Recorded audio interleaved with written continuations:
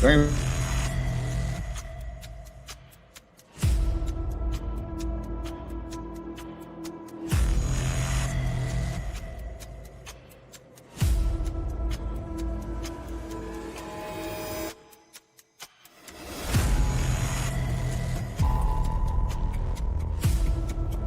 T-minus 10, 9, 8, 7, 6, 5, 4, 3, 2, 1, 0. Liftoff.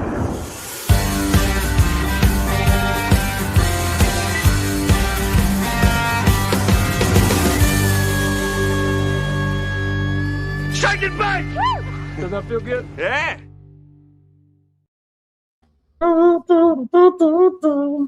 Welcome everyone to episode 84 of the Shake and Bake Show with Big Balloon, Courtney, Hyde Enders, Lyle Beadlock in the World, Barnett. Woo, look at that thing. It's so sexy. And hey, wait. Well, let me go back and get the quote. What did he say? Oh, I remember. I should be doing commercials for Blimpy. Maybe you should do commercials for Blimpy subs. Blimp this. We are gonna. Courtney's struggling with a little bit of hormone imbalance this evening, so things could get violent, and maybe will turn violent a little bit later when Domino's gets here. And Stevie fast pissing everybody off in the world. Jackson, what's going on, team? Just another day in the paradise of beadlocks. You're always hungry. The chef de Jody just brought by some dinner into the office. I want to know in the comments who loved my video. I thought it was me. I had been so structured all day. We did like 35 videos today. I had to memorize So I'm at Flow. I'm at Austin for Flow for the next couple of days. And we did like class descriptions of Radio versus the World, Pro Mod, NHRA, everything. And then at the end of the day, we had 20 minutes to spare. And Tom was like, I saw Stevie's video. You want to make one? I said, throw that logo on the screen. Let's go. I thought it was really awesome. I do like a little retaliation in the video department. Just be careful about the wars you start, who you start them with. No, you started it. That's fair. That's fair. In our group chat, fam, Shake and Bakers, in our group chat, out of nowhere today, no context, we just get Stevie puts 3 angel emojis. And my response was, what did you do? When I send the angel emoji, that means I'm giggling inside like a child because I have done something awesome. And then the next text was, love you, Courtney. And I thought, I'm the victim. So if you guys saw my video today, that was 100% organic and the first take. So, like, when I threw that balloon, I still don't know what popped it. It went under my trailer. When it popped, it scared the shit out of me, and that was a legitimate deal. That was no help, no plan, and it was funny. I liked it. Was pretty good. It was pretty fun. And that's what Courtney's going to look like in about 2 more weeks. At this rate, by the end of this show. Wow, can we get the cow sound? Me.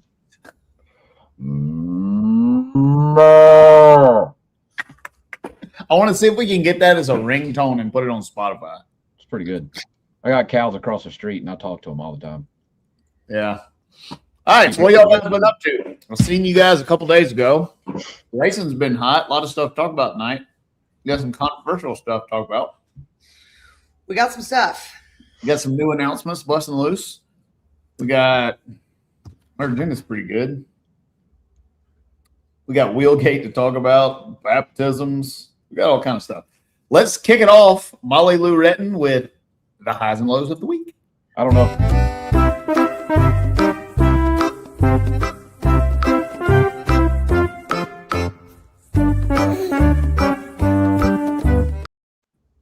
I wasn't sure if she was there. That was pretty good. That was pretty good. I saw her log back in. God dang, Joe's trying to kill me. What'd she put on these shrimp? Strong. All right. Well, I'll start off with my highs. It's a couple things. Number one, if you guys were on social media at all last week, you'll see that we announced KTRU, where we're unveiling an education deal to try to train people not only to tune cars, but to just be more familiar with the parts and pieces that they already have on their race car. our sport's got a huge shortage of people in the administrative roles of tuning and crew chief in cars. We're starting off with EFI courses that are based around software and functionality. After that, we'll move into advanced courses that will teach practical real-world tuning. And beyond that, we're going to even go further. We're going to compartmentalize the race car, and we're going to teach classes about specific components. We'll have a 4-link class and a torque converter class and a power management, O2 correction, traction control. Lyle will be teaching about bead locks and gear ratio. And then beyond that, we'll have practical at the racetrack tuning also with your vehicle. So that was a huge success. Stan Shelton and the Culp Lumber Shelton Motorsports team made it to the semis in Bristol, ran very well. Sydney kicking butt, qualified number 2 and running good. And we hired a new rock star addition to our team. Roger, we've got a new parts manager in addition to our current staff that is a real deal parts guy and is changing the way that we do a lot of stuff that we do. 80% of my day is spent buying and selling parts and billing and invoicing, and Roger's from corporate parts world and has really made a huge impact. So that's a lot of highs, but we got a lot of good stuff going on. Good. Court? My high is the last 2 days. We've been 3 weeks in a row with NHRA, so traveling and my life and my headaches and heartburn is my low. And my high was getting to come here because I work from home, I'm virtual, and I kind of forget sometimes and take for granted the company that I work for, not even Flow Racing, but Flow Sports is incredible. And I've been the last 2 days acting like a real employee here at the office, and it's such a cool, trendy office. It's got like stand-up desks, it's got lounge areas, basketball hoops, but there's different sports and different departments have different areas. And so like there's today while we were having lunch, there's a live flow track meet on in the middle of it. And it's just such a cool place. And I got to spend some time in the studio right there doing some, that's just a tiny little corner of it, but doing some PDRA, some Radial Outlaw, and some Night Under Fire work. And just really cool to come in and be a part of it when I'm usually just on my own island. But my computer got confiscated by IT, and I thought I was getting fired. Turns out I have some malware. So, where's me and Lyle's office, and when are we invited to like the special spectacular or whatever? I hate to even say or do this, but we did talk about you guys because you two are probably the most versatile flow athletes that we have. You run every series that we cover. And so we were talking about if we were going to bring drivers in and whatnot. I'm like, man, I hate to toot my own friggin' podcast horn here, but those are the guys. Like we have guys that would be really cool on camera, like Jay Cox and that stuff. But for y'all, where we could bring you in and you handle multiple series that we already have here. So, and me and Lyle, we start at $10,999, $99 per day, and then plus per diem, plus expenses, and we go up from there. So we're ready. Lyle, you're ready to book, right? I mean, tonight. We're gonna be available this evening. Flo won't feed you. Flo fed us good today. Every Tuesday they bring can't you tell? Yeah. Jesus Hello. Christ. As I'm literally tracking, I have to go downstairs in 3 minutes. Domino's.com is taking care of Courtney today. Oh, I just got a text. He's pulling up. I'll be back in 5 minutes. There's my highs and lows. Have so much fun. Don't talk about anything juicy till I get back. Yeah, get your ass out of here. Me and Lyle about to tell the truth about you. What you got, LB? My high is we had a kind of transitions into my low, but I did manage to qualify for the countdown. I was one of, I guess, few that I had to finish in the top 10 to qualify for the countdown. Now, more than 10 cars make the countdown, and more than 10 cars make the countdown because if you participate in every race of the regular season, you automatically qualify for the countdown no matter where you finish in the points. And I know some people are, well, you have raced every race. You're right, but Gainesville was as if I was not there. Billy received all credit and all points for our final round appearance in Gainesville. That's not BS. That's not a crock of shit. That was prearranged, and is quite literally the only reason that I am able to race now in NHRA Pro Mod. Going there, running well, got my deal with Outlaw Beer, and that is why I was able to run the remaining 5 races of the regular season, where we performed well enough to qualify for the countdown. So super proud of my team, Cord and Mike, Brandon Stroud, one of those elite tuners that Stevie is trying to coach and bring up, one of the best to ever do it. It is so cool. And really, I mean, I know it sounds cliche, but it's really an honor to drive for him. I told him years ago that one day I'm going to drive a car for you. And we've had a really good year. I know we haven't won yet, but it's coming. We're running good. We got a good car. And we just haven't quite had that break yet. So qualifying for the countdown, definitely my high. And then my low was the 25 pounds that the NHRA Tech Department put on us going into Bristol.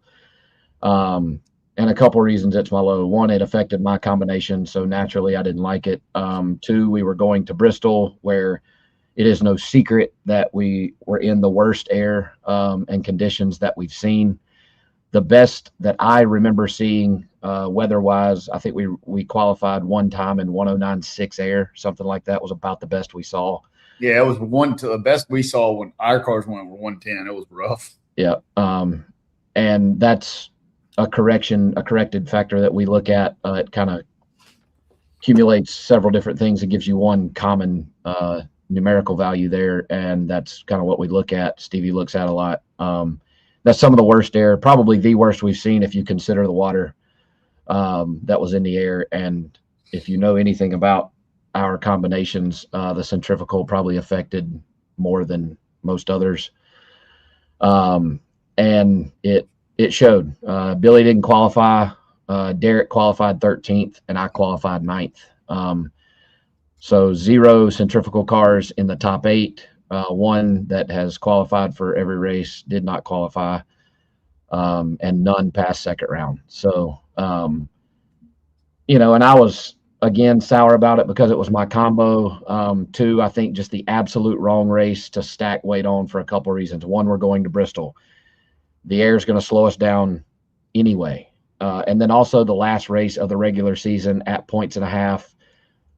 Speaking for myself again, somebody like me who was very dependent on a decent performance there to qualify for the countdown, like a DNQ there, I wouldn't have made the countdown. And had I not, I wouldn't race anything but Rockingham for the rest of the year in NHRA Pro Mod. Just no sense. And going after the money to race the rest of the year if I'm not racing for a championship, Billy spending money for no reason. But we made it, so we're there. But my low was definitely dealing with that and seeing how much it affected us, and it kind of being a damper on the last race of the season when it really, really mattered. But we made it. Everybody's in the countdown that's associated with me, and we are moving on to Norwalk. Stepping back a little bit about like Brandon Stroud, one thing that we're going to do at KTRU is we're going to have some of the best tuners and crew chief in the world sitting in on some of these classes. We'll have some of our crew chiefs on staff, but I would love to have Brandon and Steve Petty and Brad Personette and all of these guys get involved. We've had a tremendous amount of support from our racing community, competitors of mine that are interested in wanting to come in and teach some of these classes. So I'm hoping we can get a village together and bring all these people in and use some of that world-class expertise. And yeah, the deal was tough, man. Tough conditions. I was very impressed with the new racing surface in Bristol. It was just hot and it was nasty and it was wet and it was tough. It was tough. That was probably the worst storm for you guys, is to get weight to figure out with no test runs in a condition that you guys haven't ran in a year. That's just pretty tough. Yeah. Pretty tough. And again, had it been not the last race of the season, regular season, worth 1.5 points, we're in a different scenario. But like, that's a lot on the line, to make a change like that. But I mean, I know you can't consider all things when making a rule change like that. But I feel like that was a pretty decent one to consider. Yeah, and what you said right there, Bruce, is I know it was tough for the fans. Like the place was packed. All you folks that came out and do come out when it's 90 degrees outside. You know, we complain about getting down the track while we're sitting in the air conditioning in the trailer or working on the cars and sweating. But you guys are out there. You're the reason we're there. You guys are baking out there, and we appreciate you. Dude, and they stayed through the rain too. Like, I don't think the crowd changed after that 2-hour rainstorm. Motion shirt. I don't know what's on the back of this. So this is one of my favorite motion shirts. I have Doug's entire motion catalog, so I'm a motion guy. Somebody asked a question right there that I wanted to ask.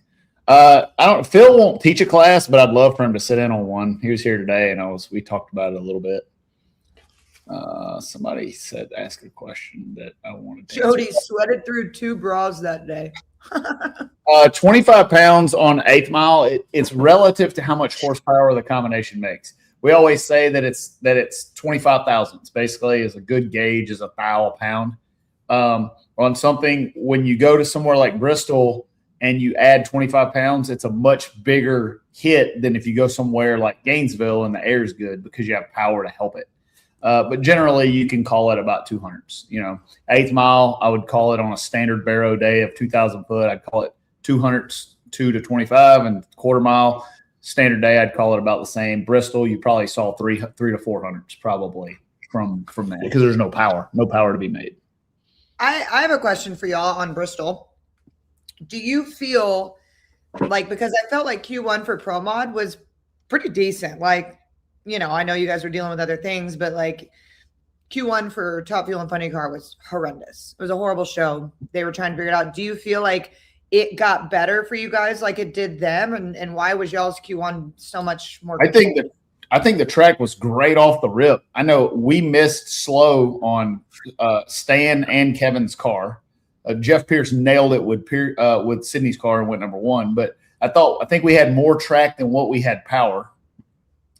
And they have the ability to make more power all the time than they have track. So I think we don't struggle with it as much as they do. They have to do things to their engine to make power that may affect that. Like they have, they put overdrive on it. They put more nitro in the tank. They do all that. We're limited on the power that we have. So I don't know that that's what it was, but I thought the new surface, as fresh as it is, was really good. Yeah. Even when the nitro cars weren't making it down, like I was at top end, they were like, the track is good. We can feel it smoother, but it just needed some runs to it and for them to kind of figure it out. But you guys, I mean, you put on a good show from the start. It's very difficult to prepare for Bristol anyway, because there's nowhere you can go and test in that altitude, in that environment, on that racetrack with that water. There's just no way to simulate it. We try to find, like we covet, if we're testing somewhere and it's 4,500 feet of air and 120 grains, we covet that because it'll be like Bristol, but it still won't have the same barometer. Yeah. And like our cars are so affected by barometer because of the amount of boost that we have. We don't have a lot of boost because of the rules. So it's a tough place to race. I myself have never been past the semis in Bristol ever, not in a decade. It's a tough place to race. And it's why it's, and I was asked, well, why didn't you guys go test? And that's exactly why. We had time.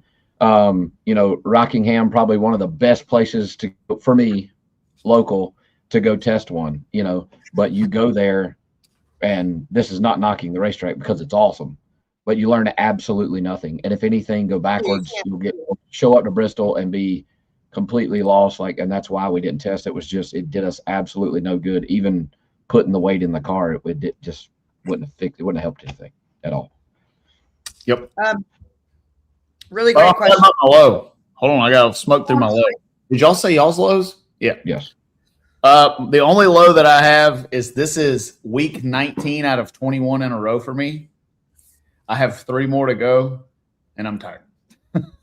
Like the last time I wasn't racing was before lights out in February. Yeah, that's Put that in context. I'm tired. That's my low. That's great pretty rough. question from Jake. If you watched .tv, the Top Fuel drivers and stuff were being weighed at the top end. They do that every so often. when the drivers come through, like because of TV and winning and stuff and interviews, a lot of times the drivers aren't with the cars when they go over the scales. So they've got to get an updated, fully suited weight of the driver that they add on to the car weight. And they were just, there was as we're going to talk about later, a shift in the tech department. So I think they were just redoing some things. Yeah, there's a lot of times that either the top fuel car will blow to pieces and they got to gather all the shit to weigh it. And a lot of times the crew has to take the car and the driver has to stay behind. So that's what I'm freaking starving, Keith. I got no shame. I'll eat this whole freaking small pizza at a rate of unbelievable pace. And speaking of nitrous cars, someone said that I was the most impressed by Tony Wilson's car. Absolutely. That was the most impressive thing I saw all weekend was that thing going down the track. And, growing up, like Shannon Jenkins was a hero of mine, and now somebody that, which is pretty cool to say, that I call a friend and that I talk to. And for him to be there and be associated with that car and then them go out there and run really, really, really well, it was freaking cool, man. Because that car's time Shannon Jenkins was brought up today. That's so funny. Somebody brought him up at Flow. Yep. But it gave a little breath into the life of Pro Mod, seeing the Willis out there. You know what I mean? Like, it's just it's cool, and Tony's not a dummy. Like, he didn't build that car thinking this is what I'm going to build to have the most aerodynamically sound Pro Mod. Like, he built it because he knows how cool it is. It's nostalgic, and that is freaking Pro Mod, man. It's cool. I actually agree with the pocket midget there that nitrous is a very good combination to run, and you need to take your sawed off ass and bring your car over and race with us, please. It's definitely the lightest, most powerful combination in the field, but they are hard as hell to race. So I'll give you that one. Yeah, but as a person who consumes it, it's just so cool to see. And the more that they come out, right, and the more that you see where you can't just come in and be like, oh, we can't hang, yada, yada. As you see, things are changed to make it easier and a little more parity. So you bring it out, things may alter. Like, come and prove the system, right? Yes, me good.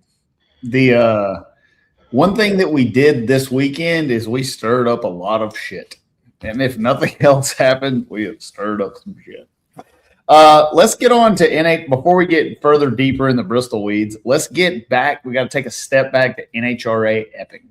So the rain KO'd the semis and finals. Is that right, from Epping? Just the final. Just the final of Nitro. Just the final of Nitro. So they finished that in qualifying. And I believe I almost nailed it. I almost had it. Winners, Top Fuel, Sean Langdon. Funny car, Chad Green. Aaron Stanfield smokes through Pro Stock. And Matt Smith wins motorcycle. Nope, wrong race. Oh, that's Epping, though. That's those two races, right? That's that the bike and the car were in Epping. Is that right? Nope. That's not. You're just Ron Burgundy. That's not your fault. It was Leah ended up winning Epping in Bristol. Got it. Jack Beckman, I think that was just a copy and paste that was the last set of winners. Got it. Jack Beckman beat Jordan Vandergriff in the finals of Funny Car. Dallas Glenn, and there was no bike. Thanks, Molly. Molly says that may be my bad. It may be, but I got you, Molly Poo. Yeah. So do we have just for my knowledge, do we have the drag racing bracket bonanza information from Epping? We're not really concerned with Bristol, but like, can we go back to Epping and who finished where in Epping? Do you have that, Molly, anywhere available to us? Because I don't know if y'all know this, but I crushed y'all's ass. Whoop, whoop, chicka, chicka, whoop, whoop. Lyle, what happened? What is that number beside that good-looking guy on the left of your screen? Oh, man. I don't really know what happened. Y'all got gapped. I won't gap y'all over the season. So anyways, Stevie J had a good little deal. I crushed Courtney by 136 points in Pro Stock. How's that possible? Because I don't know how to separate my head and my heart. Do it. That's Can embarrassing. can we immediately roll into Bristol? Yeah. We'll get to that after a while. After. And then Lyle comes back, pulls the damn rabbit back out of the hat, stands on the gas, and blazes by me. Lyle won. Wait, put that back up, Molly Poo. Lyle won Top Fuel. Yeah, I did not. I had Leah winning again. I had too. I had the semis and the finals perfect. Oh my Lord, I did not have any of that anywhere. I had Leo doubling up. That is, I have fallen far. I'm coming by you before the end of the season. I have fallen far. Do we have overall standings, or did we already see that? And thank you so much to Abby and Elin for giving us these things. Am I going to have my third piece pizza? Yeah. I don't want to hear one fucking word in the comments. Are you having an outlaw like beer? I did earlier. I'm not right now. I did have one earlier though. Why can't I post a screenshot of a question for Stevie? I did not say Stevie Fast was faster than Spencer. Whoever put that comment. Because we probably limit that ability because you would post something dumb. Keith Haney, God bless you. Mm. Do you have a badge that says Shake and Bake's biggest fan? If not, I'll send you one. He has one. He has one. Probably All has right, a move on to NHRA Bristol. We just covered drag racing bracket bonanza. We've got the winners from there. Let's talk about, we want to leave Pro Mod for the end of this one. Let's talk about the pro classes. Okay. Bristol winners. Matt Hartford gets his third Wally of the year in his career. The most races he's won in a season is 3. We are on the beginning of this deal, and he's already at 3. Is it time to say that Matt Hartford is in the fucking mix? 100%. He's driving good. Yes, He's he is. driving good. And it's so funny because during qualifying, when I'm at the top end, he'll be 80, 120, this, that, and then just like with no care in the world, boom. Some drivers, they got to hit it every time, get in a routine. Erica likes to see where she's at. He turns into a different animal on race day. And it's cool because they have a very small race team. His wife, Eddie, Adam, or is that his name? Fuck, I'm going to forget. Gosh dang, he's the one who's nicest to me too. Sorry. Pregnant. They're a small team and they bust Excuse. Yeah. You said excuse for everything. But the brain thing is real. My brain is vacant.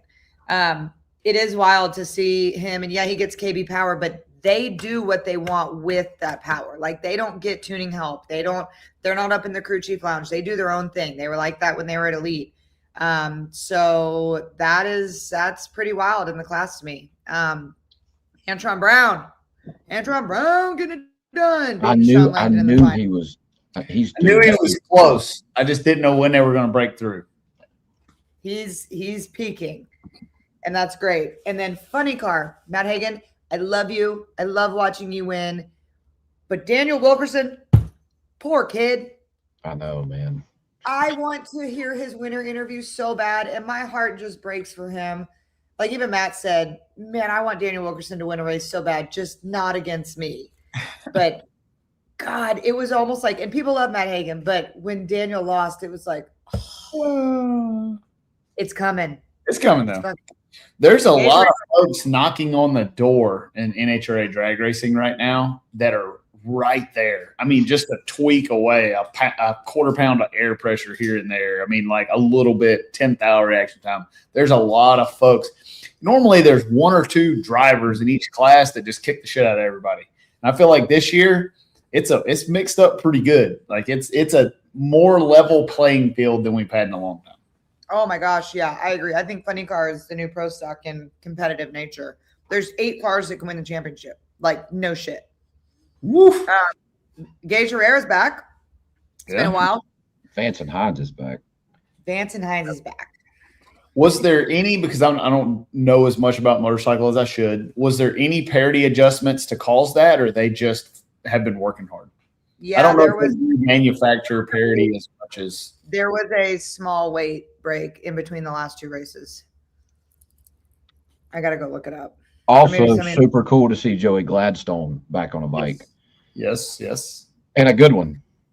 I talked to him in the lanes, and he was like, man, it's been 2.5 years. I'm still knocking the cobwebs off. And I'm like, well, no better place to do it than Q1, buddy. Good luck. But he did good. Rusty, absolutely you can make a decent living if you can tune, or if you are a good crew person, or you are a good tuner and or crew chief, you can make a lot of money in our class for sure. Our highest paid folks are obviously the crew chiefs, but our car chiefs make a lot too. All of our crew guys, we try to pay them the best we can. I'm in such a better mood now. After you got some pizza in your belly? Pizza in your belly. I want to put up our very own Molly's. Molly brought her family to Bristol. Her husband, Super Outback Jack, and her daughter, Charlie. And this is the first time that her daughter saw a fuel car run.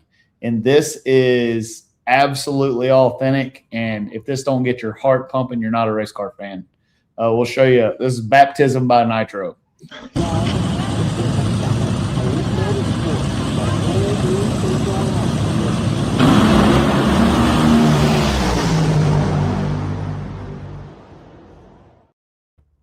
That's so awesome.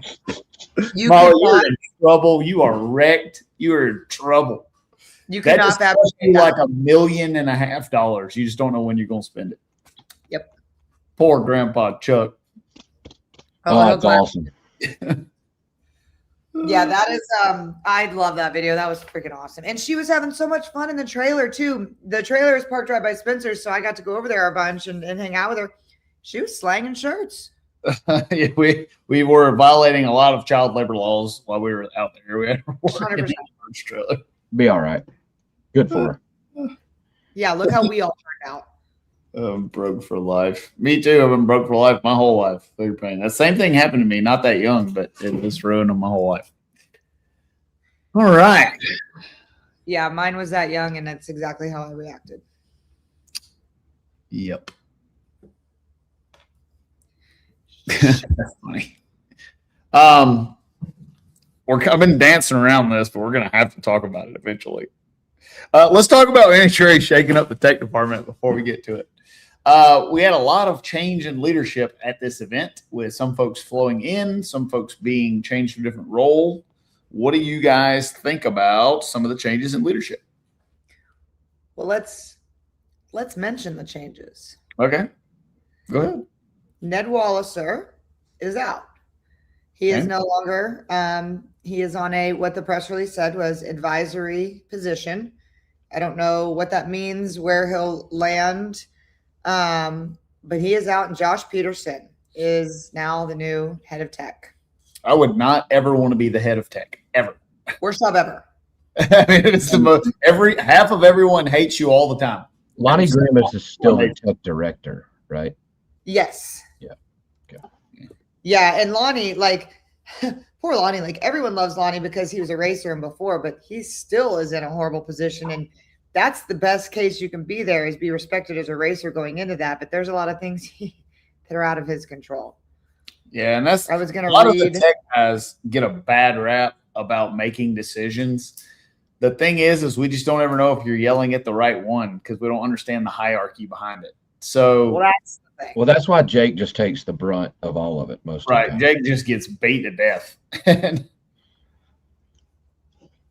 he deserves it. I was going to read, it's too far back. Fuck.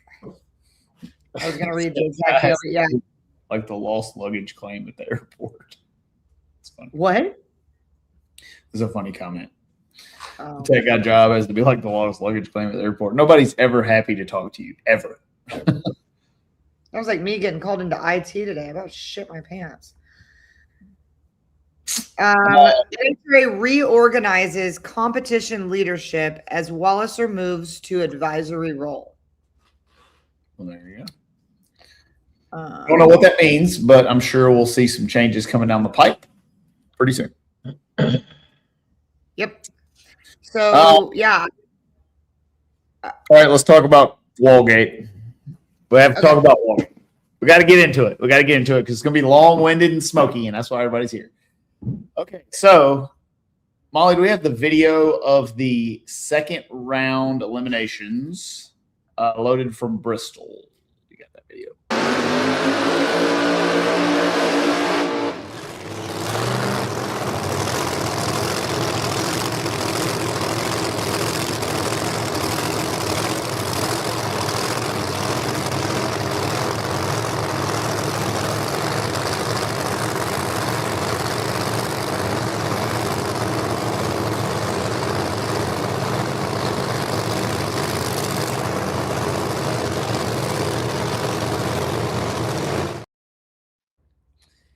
I want to know what your guys' opinion of the situation was. Some of you are in the booth.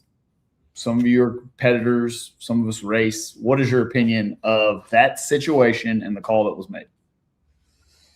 I feel like mine's the least amount, so I'm going to go first. I was confused because I don't know the rule book like you guys do. You live there. I thought for sure we were done. I even said something like, wow, what a tough break, yada, yada. Mike Rice stands up. We're in the same room as him at this race from behind, and he was very confident. Send him, go. He's good. It was in the burnout. Send him. And I could see Kenny, the starter, him telling him that.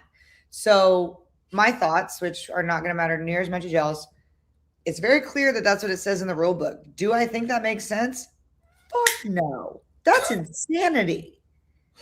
But it is very clear. So the controversy isn't, is it legal? Is it not legal? The controversy is, why is it legal? I'll let y'all go. Well, it's a double-edged sword. If I was driving the car, okay, of course I would want to make the run. I'd be like, hey, this bitch is still running. I believe that is why stuff like that is why we have the clause in the rule book that the starter and the race director have authority to change or modify any rule at any time, because it is. I see a bunch of stuff in the comments. I'm not hating on it for running. I think it's dangerous and unprofessional. I think if you hit something or cross a boundary line in the burnout, it's exactly the same as doing it during the run. I think with no safety inspection of the front end, it's a very risky call to send that car. The front end was obviously broken. Pieces were hanging down, and it's always a what if. What if it cuts the tire at 250 miles an hour and kills Travis Harvey? I mean, who's responsible then? So it worked out well, and it's great for the eyeballs on the sport. I want to give a shout out to NHRA Pro Mod for the coverage for that footage, and it's a really good talking point. I believe that if NHRA doesn't change the rules and fix the rule book, that's retarded. Me and Lyle talked about it offhand. There is nothing stopping me if they don't change that rule. Me and Lyle, next time we race, can I tell them what we're going to do? Yeah. Me and Lyle are going to do a burnout in the wrong lanes. We're going to swap lanes after the burnout. I'm going to back over all the cones on the way back. I'm going to drive back through the water and pull up and stage it, and there's not a damn thing they can do about it. It's crazy, but think about it like that. I can run over the tree, the cones, bounce it off the wall, and right now they cannot stop me from making the run. It's crazy.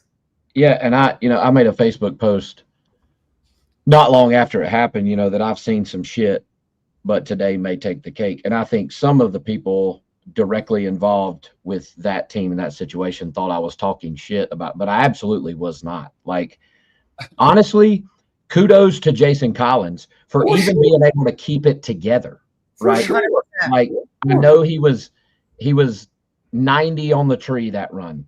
Now, that is if you've watched Jason Collins, very the 4 races he's ran and been to 4 straight final rounds and won 2 races, which is unheard of anyway, but a 90 light, very uncharacteristic. So that poses the question, was he 90 because he was shook up like any of us would have been, or was he 90 because the carbon hanging from the front end is what drugged the beam and caused that, right? Like, we don't know, And like, I'm absolutely not downing, talking shit about Jason Collins, Jack Collins, Scott Tidwell, Steve Petty, anybody involved at all. But when, like Stevie said, when you look at this from a safety standpoint, I realized, and I was aggravated on the way home because JR beat me by 11 10,000ths. I'll never bitch about being 26 on the tree ever, but had I been 24, I would have won. And then, of course, JR's 28, beats me by 11 thou. The next run, he's 60. Good race, dude. Fuck. But so I was already in a foul mood on my 3-hour and 45-minute drive home. And there was some guy in the NHRA Pro Mod deal, but he didn't even hit a wall. Like, well, I don't know if I know because I was fucking there. There's a knee-high concrete wall in the middle of that racetrack that separates the given lanes from the tree itself, and he absolutely hit it. Right? So then, like Stevie said, the front end's busted up. Did he hit it hard enough to potentially rattle a fuel line loose? Like, I mean, there's just so many things that, and like, nobody looked, nobody, you know, and if you look at it from just a straight front end rule standpoint, there's a 3-inch ground clearance rule, right? And that piece of carbon hanging off the side of that front end was a 1/2 inch from the ground, right? Like, so that's not legal. Do what? But let's talk about how that could have changed the course of the run. I saw Steve Petty's comment on social media, really fired up. And this is not directed at any of them guys or Jake and Collins. I think he's a great driver. Really good. Really he good. won lane choice against me, against my car the next round. Okay. Was his 78 really a 78? Do we know he was 90? He's never 90 on the tree. We just don't know any of that. Maybe it was a 78 and he was shook up and went rounds. But if he was dragging something and didn't, then it went 81 and I had lane choice and stuck him in the other lane, does Stan win that round? You know, I don't know. He was 006 against me the next round. And Stan was 16. We got beat in a tight one. But it's just I really like that it brings up all these conversations. And I really like how polarizing it is. But you got really heated people on both sides. I want to address this comment here. Where did that thing go? The difference between my taped up Pro Mod and that one is we actually fixed it before it went down the track. Yeah, and look like drive it from the Freedom Factory and go run it 250 miles an hour. So I also just got a text asking, does Tech check the cars at the top end? Like, well, she didn't say at the top end, but that was going to be my answer. Does Tech check the cars if the front end gets tagged in the previous pass? So, like, did somebody go over there and make sure, and even because he said on his interview, you know, the steering wheel, yada, yada, like, do we do a once over and make sure that everything is well, safe? So I specifically ask if they measured the front end, right? And that I know of, nobody did. No, because the response I got was if it didn't trip the beams, then it clears. But that one picture of that piece of carbon hanging was right.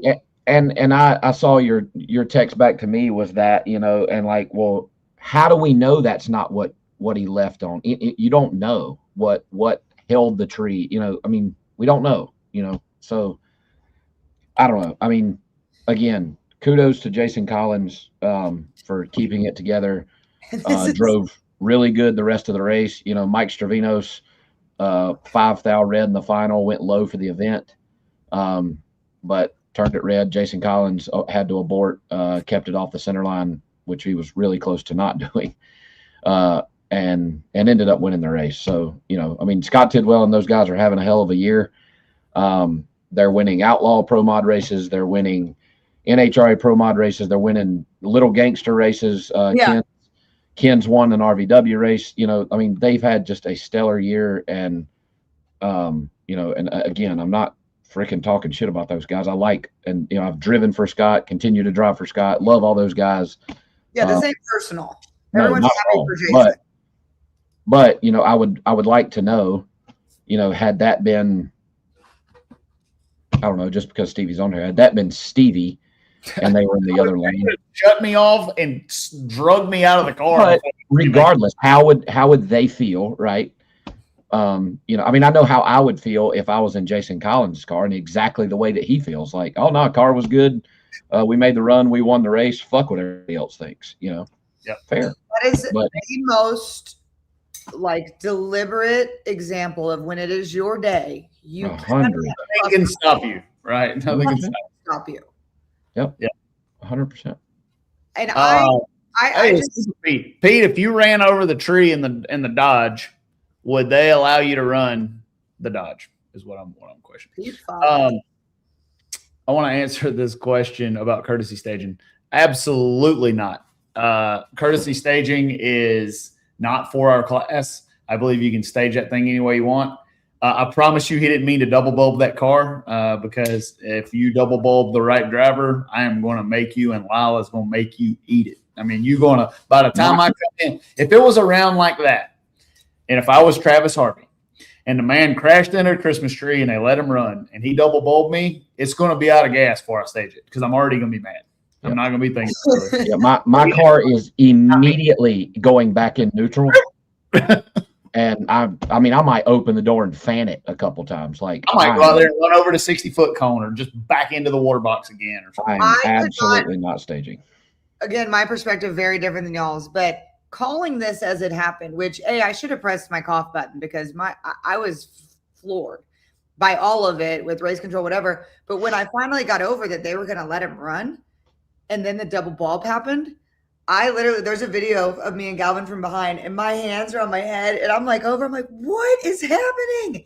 That was the most crazy turn of events. And his interview was funny because Chris Monahan's doing the interview, and we're getting in Chris Monahan's ear, like, ask him if he meant to double bulb him, right? Like, we want to stir it up. Did he mean to do it? And I think some people mistook his hesitation as a lie because I think he was also still trying to, like, figure out what happened. A lot of shit just went down. Right. But he paused and he said, no, I yada, yada, yada. And I saw on the internet, like, he paused, he meant to yada. I don't know if he meant to or not, but I really don't think that, like, the normal person's brain would get all the way there after that happened with Travis Harvey in the other lane. Like, what good's that going to do? Nah, I didn't mean.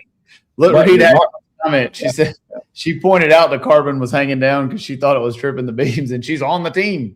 I saw her losing her mind. Right. Everybody, regardless of whether Jason meant to double bulb him or not, it's absolutely not illegal and 100% within the rules. So, and I kind of whether he did or not, it doesn't matter. It was legal, and you can call it unsportsmanlike or whatever you want, but it's freaking legal, and he did it, and didn't matter. So, fuck it. He's as much allowed to do that as you're allowed to put it back in neutral and fan your door. Yep. Yeah. I guess the biggest thing is this calls an adjustment in the rule book, or we can just continue to just run over everyone and everybody. Well, I mean, I think it makes it. Well, it has to go one way or the other, right? You know, Derek Kramer did that ginormous burnout in Vegas, 3, 4, 5 years ago or something like that. Yeah. And like, he could not, like, dude, it's the biggest pro stock burnout I've ever seen. It was so cool. I was there. You know, smoke completely filled the car. He could not see anything at all and ended up crossing the center line after his burnout, you know. And so, but even with that, it has to go one way or the other. Either the burnout is treated exactly like a run and you cannot touch either wall, cannot cross the center line, or you have to leave it the way it is. Because then it's, well, you can cross the center line, but you can't hit a wall. But you can hit a cone, but you can't hit the wall. Like, I feel like that could be a line. But I think when we first started, I don't know. Like, I would say me or Lyle definitely. If they allowed us to make the trip and that piece of crap's running, we're absolutely going to try to do the exact same thing. That's why I'm saying I'm not talking shit about what he did. I'm not backing it up, and I'm going to do everything I can to stage it. So if they let me run it, I'm going to try to run it. Tell you a story about broke front ends. When I was running PDRA, we were second pair back to run the Shadow 2.0. Melissa Schweitzer puts her golf cart in reverse and backs completely through the front end of my car. This was E1. I was the next car. Had a big hole in it. Todd Tutterow comes up and looks in the door. He's like, what are you going to do? I was like, well, you look at it and tell me if you think it'll stay on at 200 miles an hour. He goes up there and looks, and he says, 50-50. I was like, I'm running it. And I ran it and stayed on. But absolutely I would if they let me. Well, that's what I think. when we first started talking about this, and I said, should it be allowed? Absolutely not. Somebody said that's crazy. What I meant by that is the verbiage of the rule is wild, wild west. It's anything is legal in the burnout. And in 75 years of us making safety and rule adjustments because of incidents that happen, you can't tell me we haven't had an incident where that verbiage wasn't changed. That's crazy. That's crazy. Technically, like you said, by the verbiage, the next time Stevie and I run, I could go over and hit him, right? Like run into him, go back over to my lane, do whatever, swap steering wheels. Literally, whatever. I mean, until the tree drops. Doesn't matter. It is no rules. Free reign. That is dangerous. And I don't think on the racetrack. You know what we can do? I wonder if I can get Cameron to build me like a cattle guard bumper that pins in. So like after the burnout, I can just go KO your car and then back up. They can pull it off and my shit's still shiny and your door's hanging off. Don't do that. I've lost enough doors this year. Yeah. I don't know. I'm thinking something about else I want to do. Somebody said something about Chad Green, that comparing this to dropping the ball on a Chad Green incident. I'm curious to what they meant. Like this weekend? Yeah, I don't know. Right back soon. Demo Derby. Yeah, the very first NHRA Pro Mod race ever, the drivers hit each other in the burnout, backed up and running. So that was the first Pro Mod race ever. Sure. So we put that Brian Knight comment up again, and I hope I'm not taking your tone the wrong way. Why don't you tell everybody how easy it is? We are not talking shit. What happened was not a lack of skill, whatever. When your steering wheel comes off and you're under power, like you're going where you're going. We're not, I may have misread this, but we're not talking shit by any means. No, and I've had a steering wheel come off in my hands, letting go of the trans brake button before. Since that day, that was in the Jason Digby Dart. Since that day, now once I get myself belted in, one of the last things I do, and you can watch in-car cameras that record the whole time if I find one and go back, I jerk on the steering wheel several times to make sure, because I don't personally ever take it off. I know Jason does, because he, like that dude, he shims his trans brake button and measures it with a caliper, like to know, like he works really hard, and it shows. He's really good.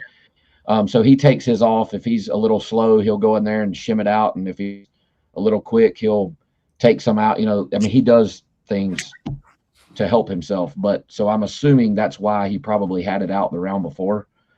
I never take mine off. I get in and out of the car with the steering wheel on for a couple reasons. One, so this doesn't happen, and two, should I get in a situation in the car where I need to get out, just as when we showed the video when my car caught on fire in Alabama a couple years ago, knowing that I can get out with the steering wheel on, just because seconds matter in situations like that. But I mean, it's just something I do, is I check and make damn sure that I'm going to follow anybody's protocol. It's going to be yours.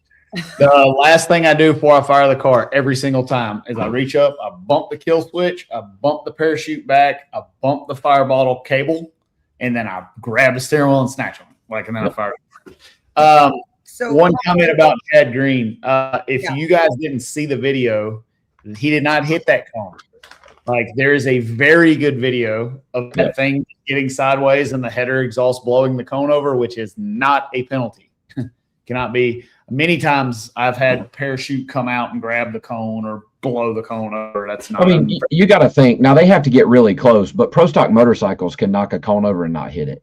Right. Just the wind as they go by it can imagine a nitro car can uproot a timing block. So they didn't miss it there. He really wasn't super. I mean, he was close, obviously, but he wasn't like, did he hit it? Like, it was very obvious that he. And also, if you go to Chad Green Motorsports Facebook page, first off, they are low key underrated as a social media outlet. They post some really cool stuff. Yeah. They do. He posted the video of it, and then his in-car during it. Harry. You can't. I'm out. I'm out. I'm out. Sign me up. Sign me up. I want to do it blindfolded, baby. I mean, Oh. what you feel is scary. Me and Lyle thinks a challenge. Takes all kinds of kinds, baby. Yep. Reminds me of racing at Eatonton in a pro mod back in 1997. Go check that video Speaking out. of challenges, Molly, I'll make one of my 2 smoky announcements today, right now. Molly, the picture with the header flames first. Ooh. So in a few weeks, No. I am going to climb behind the wheel of, this is Paul Miller's fuel altered, and I've never driven anything like this. So cool. They're so cool. But the next part of the announcement is we've worked out a little deal with Paul. Molly, if you want to show the renderings, we are going to do an Outlaw Light themed fuel altered. I'm not yet going to announce where I'm going to race it because I'm going to go drive it first. I told Paul Miller that I'm 100% in to drive this thing, but I will not race it in competition until I feel very comfortable behind the wheel of it. That is an old Del Worsham NHRA funny car. If you follow the IHRA, Paul Miller's won a couple races in fuel altered this year. And he came to me and asked me if I would be interested in driving it. He kind of wants to try to merge our 2 worlds and try to get some attention and some eyes on the nostalgia style fuel altered stuff over there. So that is next for my driving gigs. Can I give you some advice? That unit. Sure. Okay.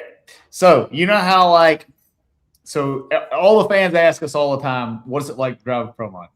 We're not crazy. Nothing's awesome. So a good pro mod driver doesn't ever tell the car where to go. We ask it to go, and then we ask it a little more, and then we ask it a little more to do it. That son of a bitch is not like that. All your steering input needs to be close to 90 degrees to drive that. They are cool, but you have to correct them right now. You can't. Yep. You can't really spin them around like our cars. Like our car, if you steer it like a nostalgia funny car or a nitro funny car, alcohol funny car, a pro mod car just spins around and flips upside down. I saw it. That's right. Text me and Lyle. You're finally becoming a man. You're becoming a man, baby. Cool. There when y'all run. I've never driven. I've driven Randy Meyer's A Fuel Dragster. Is about the closest thing I've ever driven to that, and I know that's not even close. So I'm excited. I'm honestly a little nervous about it, but what does your wife say? She's like, "Oh, just another car to drive." Like, "Oh, good." Does she know how crazy those things are? No, they're not crazy. That thing's fun. It's cool. So, it's very safe. And they're not it's fast. Don't get me wrong. That it's not a nitro funny car. That's a single mag. Still though, it's still fast and it's short. Yeah. They're short. When they put holes out, it shoots it all over the racetrack and shit. And but it'll run a little bit faster than an Outlaw Pro Mod to the 8th. So that's cool. Won't be long. You're welcome. All right, let me read through a couple comments, and then I have an announcement.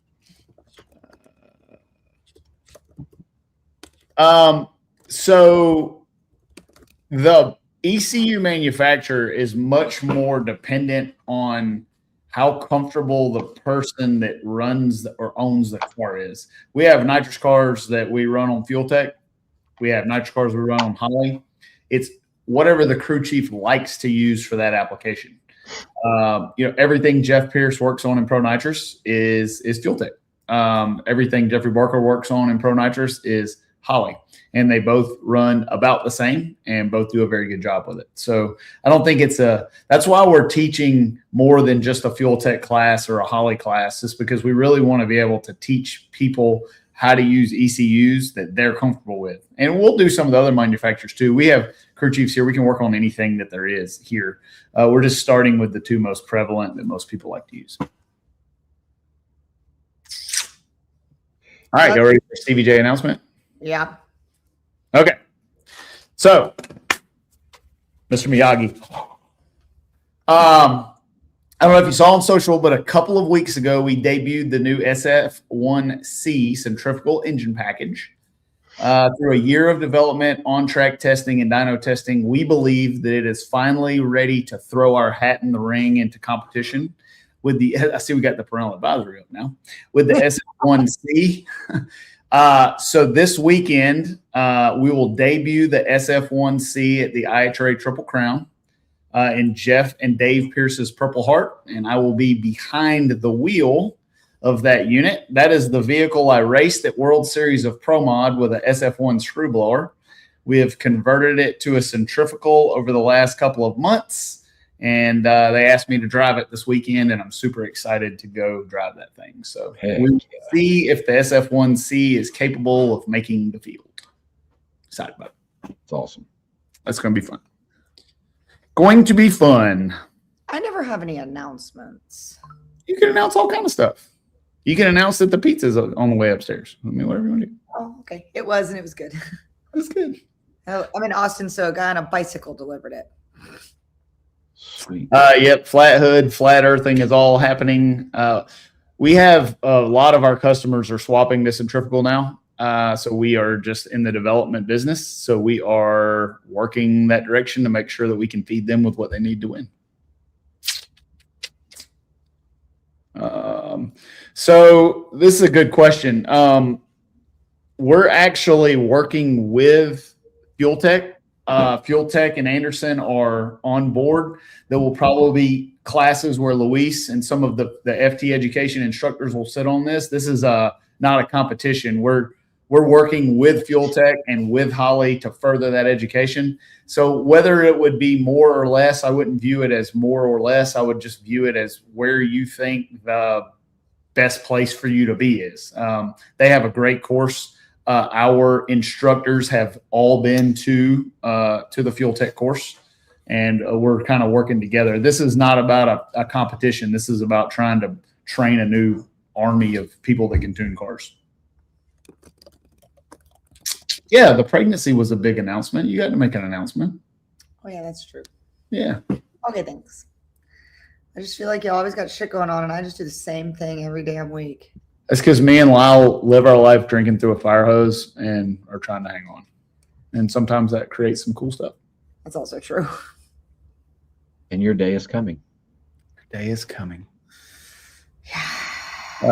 For those that sign up for the course, should there be a follow-up email or confirmation? I'll let Molly answer that. I'm in the destruction department. They're in that, but Molly, I'm sure, will chime in.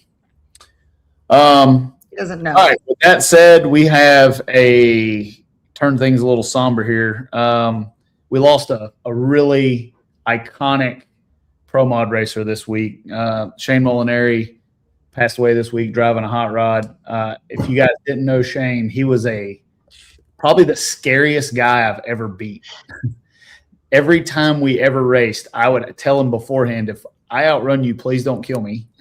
But he was one of the nicest guys I've ever met, and lost a good one this week. Very, very sad. Yeah, that was wild. I don't know. I don't even like to talk about. I hate talking about it too, but you got to talk about it. I don't like when the videos are posted. I don't like any of that. Yeah, we don't ever show any of the stuff No. that happened, but just know that when we lose one of the original pro mod folks, we all feel it. Condolences. And his car when they were running NHRA Pro Mod was so badass. Yeah, that thing was beautiful. He would come around me at 1,000 foot, like 20 miles an hour faster than me. Like when he would beat me, he'll be like, ah! And then Justin Bond to be on the top end, smoking a Marlboro 9000, talking shit to me. Those were good days. Yep. But that guy's hand was big as my head. And I mean, that was a big dude. And Yeah, he was a big dude. so, yep. Yeah, that sucks. It does. I see we have an agenda item about merch giveaway. So at the last Shake and Bake show, we decided we're going to have a merch giveaway to whoever emailed the best responses to the private equity firm that is trying to purchase KTR. I think we have a poll of what we can vote on or something to be the best response to that? We have that? Maybe. That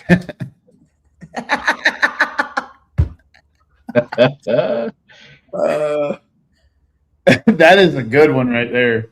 No amount of your money could pay for the stupidity and brain power takes away in this company. That's true. That's pretty good. Dude, that first one was pretty great. So you can type 1 or 2 in the chat if you like the Satchel of Richards or the sheer stupidity response, and we're gonna send it out. See you, Courtney. See you later. They must have forgot her breadsticks. She's probably headed back down. Get the breadsticks. Oopsie. Did you forget the breadsticks or something? You had to go down there and get them?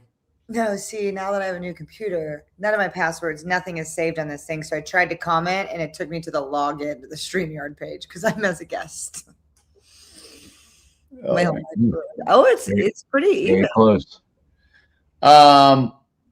Yes, definitely more KTRU classes. So we're starting the dates of us racing do not affect this. We have world-class instructors that are in the shop full-time that do this. So racing dates will not affect us. But yes, we're going to be announcing more.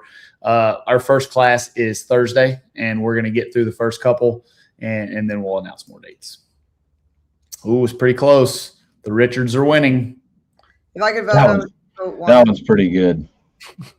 I think they both deserve a shirt, but that Satchel of Richards is pretty good. Molly, give them both a shirt. I think the sheer stupidity one's pretty good. I like it. Bag of dicks. That's great. You do have some pretty creative. I also saw a couple of AI images. Double O Shit Show posted the Canadian bikini photo. Oh yeah, where's that? Do we have a screenshot of that? Because I'm gonna put that on a t-shirt for us. Oh yeah. Oh yeah. Oh yeah.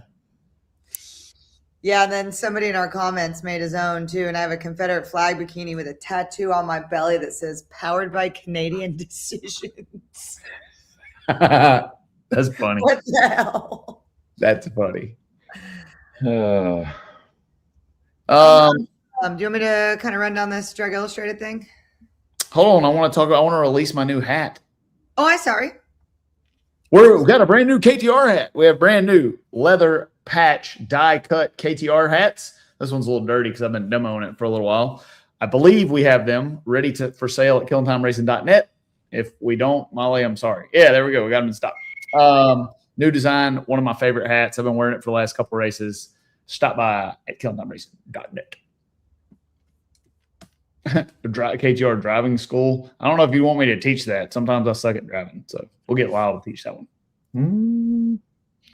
Oh yeah, steering wheels required, and they are live. And thank you, Sam, for making those.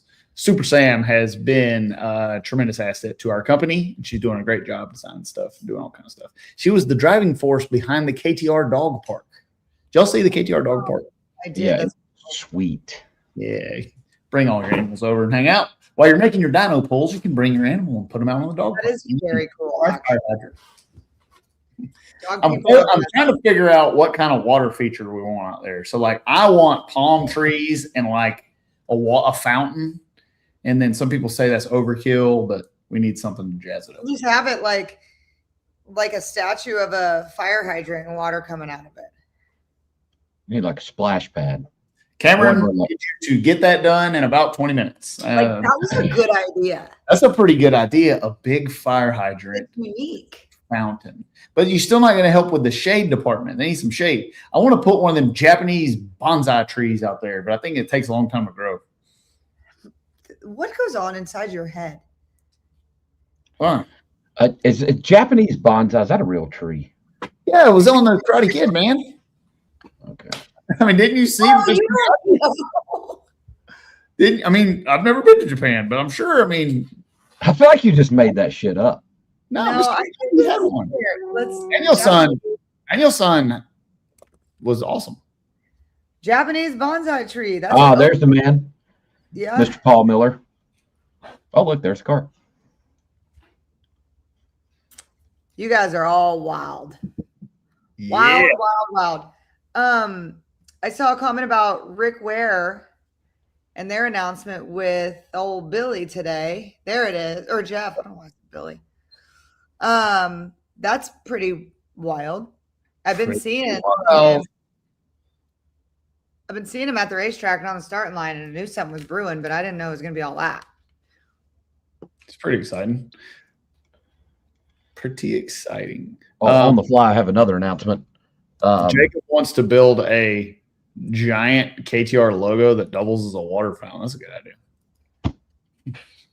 What is it, Lyle? I got a text message from Mr. Lee White the other day and asked me, we're going to go run some of this Triple Crown stuff. Not this weekend. I'll start family vacation this weekend and then actually have to leave a day early to get to Norwalk now that we're in the countdown. But we are going to, since we do not run Elvira again until South Georgia for RVW in the fall, we're going to convert that thing to Biggs.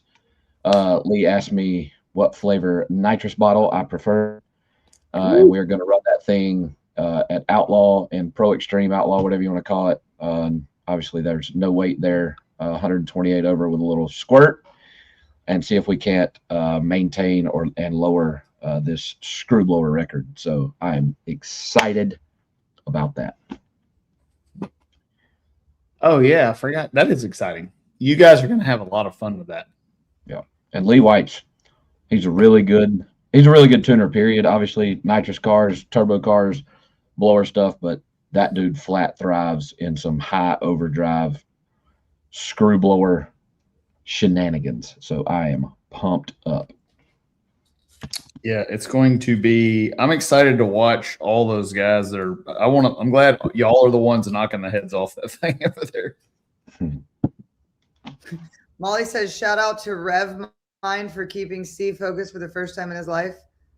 I'm not focused, but I'm more focused. So I have been for the last couple of weeks, and I don't have the deal here, but I got a sticker. It's a focus supplement called Rev Mind. It's got vitamins and stuff that make you less dumb. And I don't know if it's working, but I think it is. So shout out to those guys. We're doing a little supplement R&D, and we'll see if we're You're not getting dumber, so that's any good. more focused. Yeah. When you work 18 to 20 hours a day, 7 days a week for 6 months, the old brain can get a little foggy. So we're doing a little R&D there and seeing if we can, besides tuning the car and the rest of my body, we're trying to tune my stupid brain. I need that as well, please. I'm testing out a bottle. There's no help for me. No. Johnny, we're really evaluating. We're going to evaluate this weekend. We don't know how our combo is going to stack up, what changes may need to be made to it. Really just kind of go out. Jeff wants to race his car a little bit. And while the Shadow's temporarily parked, we're just going to kind of evaluate that combo and see what happens. Purple Heart is also sponsored by Motion Raceworks, Rife Sensors, and TBM, along with Fluid Works and Mark Williams. And we're excited to have a little fun this weekend. I don't get to go just play much, so it's fun. Very low pressure racing.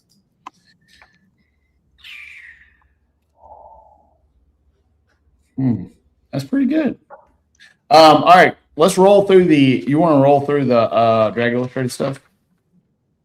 I can. We talked about it last time. I just want to keep it going because I think it's very good for our sports. So the Power 100, you can go on Drag Illustrated, nominate. How it works is it's a Google form, and there are the categories 1, 2, 3, 4, 5, 6, 7, 8. So there's racers and competitors, builders and fabricators, engine and performance, promoters and track owners, business and industry, sanctioning and governance, media and storytelling, and rising powers. So there's a place for everyone here. This isn't just like racers or blah, blah, blah. There's literally, if you go in and look at this, I should have done that. We should have done this as a graphic. They have on the website the criteria for this stuff. I'm just going to give you an example for business and industry. Parts company executives, team sponsors, aftermarket leaders, industry service companies, anything that keeps the sport funded and growing. So it's pretty broad. And how they judge it is impact on the sport, consistency and longevity, and the subtraction test. Like, would the sport be less something if said person wasn't in it? And I really like that. Oh, way to go, Molly. God bless you. I really like that because I was kind of struggling of who to nominate for a few of these until those requirements came in. Impact, scope of influence, consistency, longevity, and subtraction test. So take 10, 15 minutes, go check this out because this is a good opportunity for your sponsors, your partners, your people who have helped you along the way, your favorite media personalities, your favorite drivers, to get a cool recognition. And there's only one first. So the Power 100. I just think it's a really cool deal across the board. So I started filling mine out today, and I'm about halfway done with what I think. But it's really hard because there are a lot of people in certain categories and very few in other categories. And there's like about impact. Huh? What? You can do more than one form. Yeah, for sure. But there's some of them I have 4 and 5 and 6. Some of them. And I did that too. I did one with everything, and then I kind of went back and like if I had multiple ones, I just left the other departments blank, which you can do as well. And I saw somebody on here. It looks like a popularity contest. Everything can be a popularity contest, no matter how you do it. But they are reading, and you have to like write why this person is somebody, and view it as a popularity contest. View it as, you just want to take the time to give somebody that has done something for you or that you want them recognized a little bit of recognition. And the more people that do it, the better. And I just think it's a great opportunity to give every area of our sport a little bit of love. I gotta answer this question about this bonsai tree. Oh my God, Steven. I can't stop thinking about it. Maybe the real comment that came across, it was only 16 inches tall. Yeah, but that's a Japanese bonsai tree. I want to plant an American bonsai tree. It's going to be about 16 foot tall. The Japanese ones are the ones you put on your desk. I'm not a botanist. Is that means I am impressed with the usage of that word. Yeah, I saw that movie where the guy's stuck on Mars for 1,600 years or something with Matt Damon, and he talks about being a botanist. Robert, that's a great point. I would also hate to make the decisions, but I would also kind of love it because if it's a fair-minded person, like I know, I don't know this, but I know, Nate being the editor-in-chief at Drag Illustrated, he's got a very good scope without being cliquey and all of that. And a lot of this, like, I don't even think it's sponsored, is it? This whole thing. But yeah, and that's a good point too. And with, really the only other big list that's out there is the 30 under 30.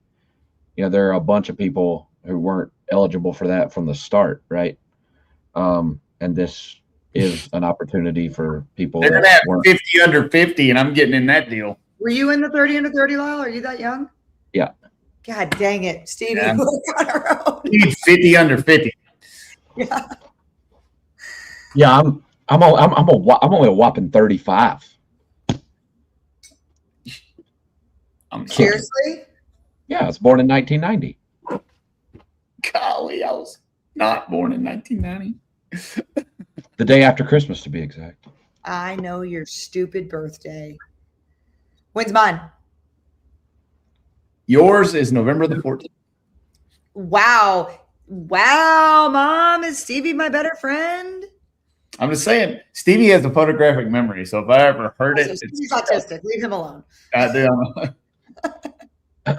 Stevie has a learning disability. Let him. I had no idea when your birthday was. I just looked for it on Facebook or see something in one of the group chats that, happy birthday. Oh, happy birthday, Courtney. And the show does need a Chick-fil-A sponsor. Mine's easy. Milkshake right now, be ready to roll. So is mine. Mine's 9 months from Valentine's Day. Oh, okay. My calculus teacher told me that in high school one time. Couldn't get out of my head. What's funny and ironic is her due date's the day before. So Valentine's Day. I want to answer this. Do we think promo should be short enough? 1,000 feet? I think that absolutely never, ever. That's the gayness of the gayness. We have 8th mile pro mods. They're 8th mile pro mods. And then we have quarter mile pro mods, which are the hardest pro mods to race on the planet. And they need to always be separate. If you're going to run a pro mod 1,000 feet, just run an 1/8 mile. And then you can, if you're going to shorten it all the way. That was for you, Lyle. Just wanted you to see that again. Oh, that was something else that guy said in the comments. Maybe I should have just moved. Get fucked. Also, here's the thing. PSA. Mother, is the thing up? PSA, friends. When you know somebody and you have been through trials and tribulations and are genuinely a friend, like Lyle and Stevie are of mine, I consider them brothers. You can make fun of me. If you are a nobody who I've ever met, talked to on the internet, and you comment on anybody's body, male, woman, pregnant, not pregnant, you deserve to be called out and you deserve to be punched in the mouth. And if you talk about my girl in front of me, you might get both. You might get both. And I'm not one that's just going to. Well, see, but that's the thing. Because they deserve to be embarrassed. That's why. Ooh, yeah. Because that's why they keep doing it, though, because nobody ever, and that's exactly what that guy said. Nobody's going to say anything. Fuck that. Look what I got time today. Made. Jalapeno deviled eggs. Oh. You always come to my savior, though, Lyle. I love it. Y'all all do, but you are such a dick immediately before I even get in there. I love it. Jody's jalapeno deviled eggs are like, they'll change your life. Another one said that I was blowing up at an unreasonable rate, and I commented back something about the rate of like pregnancy, and he, oh my God, congratulations. It's so funny how they flip the script. And if you don't know, like, why say it? Somebody could be on steroid medication or something. Like, it's so obvious. It's so obvious. Fuck, man. Now, after I unload this thing, I'm going to be fat for a minute. But then I'm going to lose it. Don't worry. I've got your postpartum fitness plan already programmed for you. I'm going to get your ass whooped back in. Is that him? Is that the guy who said it in the comments? Hold on. By the way, I was so disappointed. I think it was Friday. I was coming back from a run, and I was in the passenger seat of the push car, and Courtney's walking. I was coming back from the scales. Courtney was walking across the staging lanes, and I leaned like half of my body out of the car and let out this huge moo, like long, loud. And there was like other people walking, and everybody turned and looked at me except Courtney, and I just like dipped back in the car, like rolled the window up. Like, I am so glad I didn't hear you. Well, you turned like and looked not really in my direction. I'm like, oh, she heard it. She just didn't know where it came from. And then you just kept walking. I was like, that just missed the whole punch. Yes. I'm sure that Janice that was walking over there was like, that dickhead just mooed at me. Yeah, and all of a sudden somebody thinks Lyle Barnett's a dick. Well, I am, but you know, such is life. What a time. Well, we'll see by the next episode of Shake and Bake Show if our influence on WheelGate has any influence on the rules coming up. Oh my God, can you imagine rule update? Rule update. Due to the overwhelming outreach of the Shake and Bake Show, we've decided to make crashing your car in the burnout illegal. As a contractor of the NHRA, I do not endorse any of that. I am standing here saying the rule. I'd like to keep my job. Thank you. These two idiots are on their own. Yeah, me and Lyle we're fine being idiots. I did find out that Glenn Cromwell sometimes watches our show. That's cool. Oh, that's cool. He likes us. He's coming around. He likes us. We should have him on one time. That'd be cool. He was there's one thing I want to say about the brass and NHRA is I am very impressed over the last year to year and a half how much they not only care about our class, but how much they put into making it successful. NHRA gets a bad rap from a lot of years ago. The current NHRA leadership from tech all the way up to the top, they love ProMod and they want ProMod to be successful. Even the media.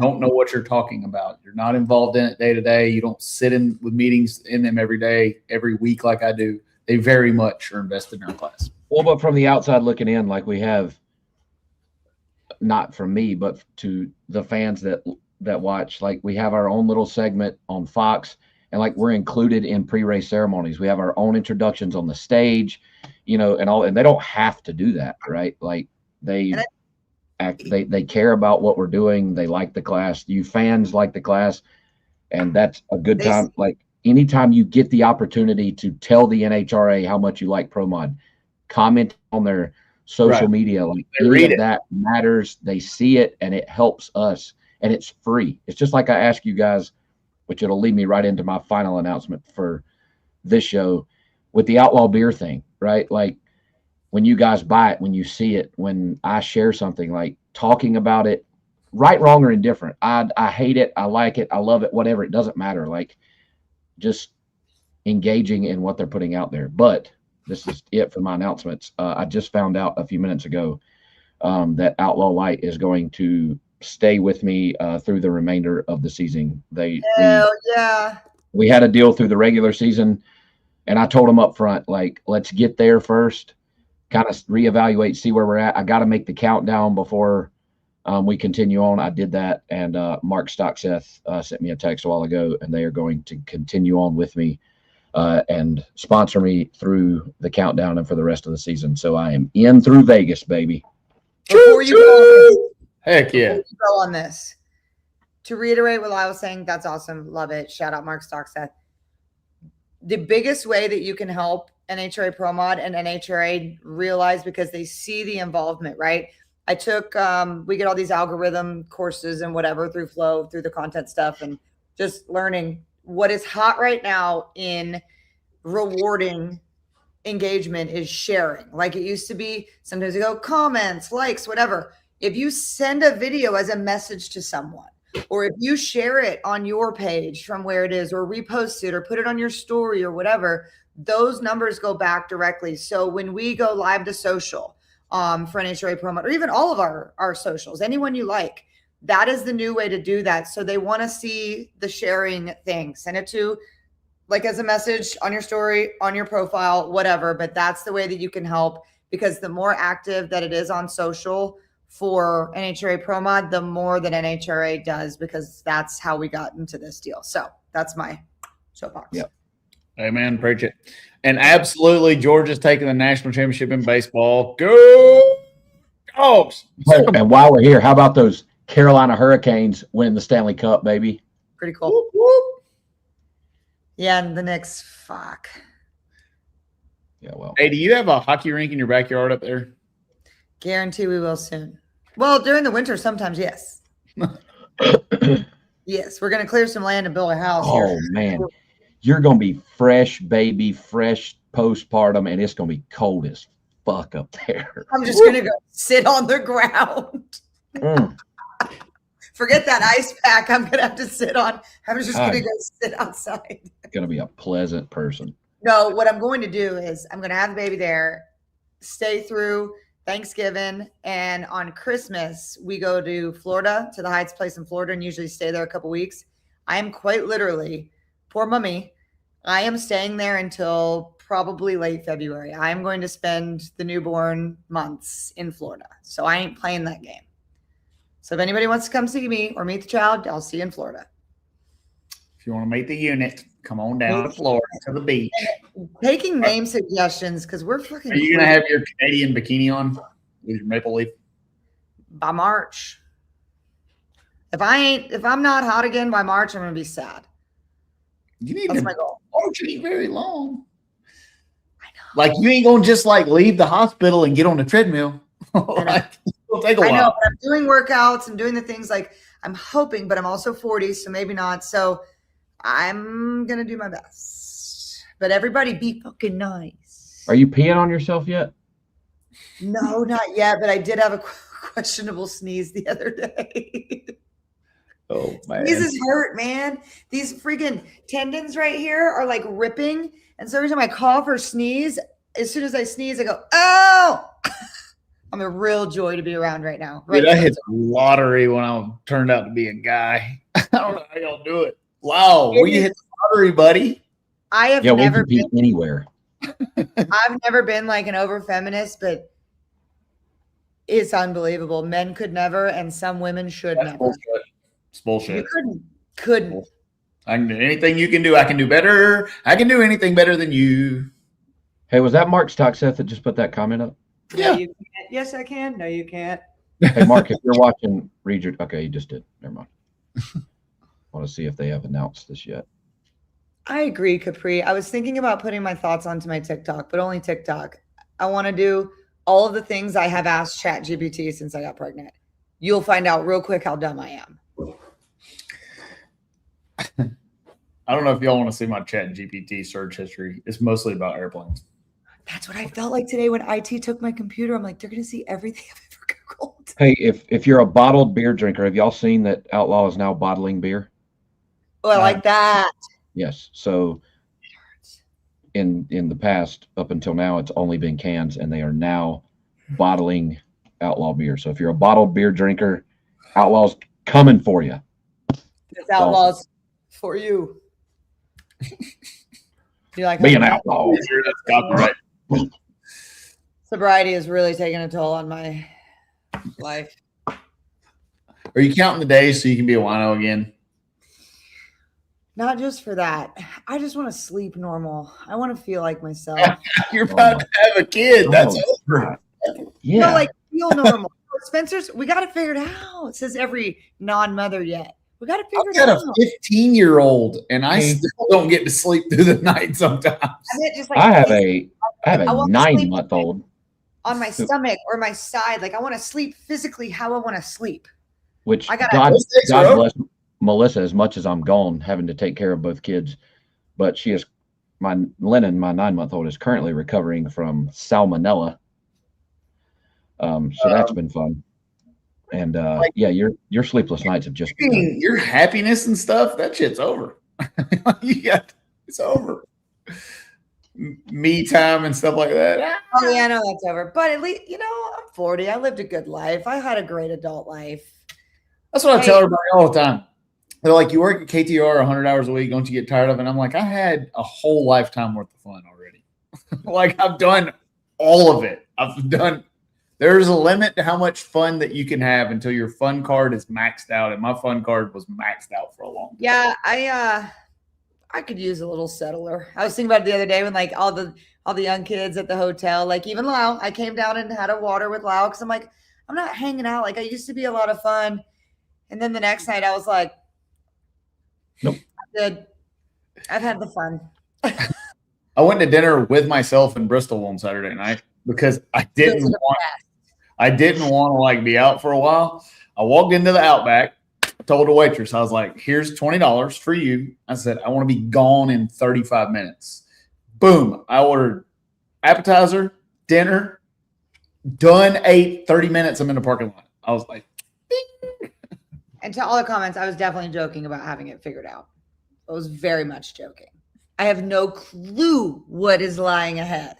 All I do know is that Spencer's a morning person. I'm a night person, though. So I think we are going to like shift them that way. So we can each get like 4 hours at a time. Don, sorry about that, brother. It's really busy a lot of time at the races. If you don't see me, I'm either entertaining sponsors, doing media, and I tune a lot of our cars. So most of the time I'm buried in a computer. But thank you guys for coming, and I hate it that I missed you. I didn't even see Stevie in person one time. I talked to you over the PA more than I talked to you in person. By the way, Stevie's looking trim these days. I saw him. Got my fight weight, baby. I'm ready to roll. Race car driver Stevie is back. Well, friends. I believe that was a good show. We've come to the end of our agenda. I'm just running through these last comments to make sure. What is coming up next? Off week for me. What are you doing this weekend? You already said. Stevie's racing. You're racing. What are you doing? You better be. I'm starting family vacation in the Outer Banks of North Carolina. Can't wait. I'm going to sleep and hang out with my dog and my husband. So we're to answer this question. I believe we have a discount program for the dyno for people that attend the class. There are also opportunities to use your vehicle on the dyno, some during the classes, depending on availability and who signs up for it first. Reach out to us tomorrow. Shop number 706-989-6977. And you can, there'll be whoever answers the phone can answer that question. We'll see what we have booked for that weekend, and they can talk to you about pricing. Brad, I see they've been putting me at the top end at least once a day, and I've been checking on the sand traps. All was well. All was well in Epping, and all was well in, where were we just? Bristol. I keep an eye. All right. All right. Well, thank you guys for watching episode 84 of the Shake and Bake Show with Steve Fast Jackson, Lyle Barnett, and Courtney Hyde-Enders. We look forward to seeing you in 14 business days. Have a great evening, and Molly, roll that beautiful bean footage.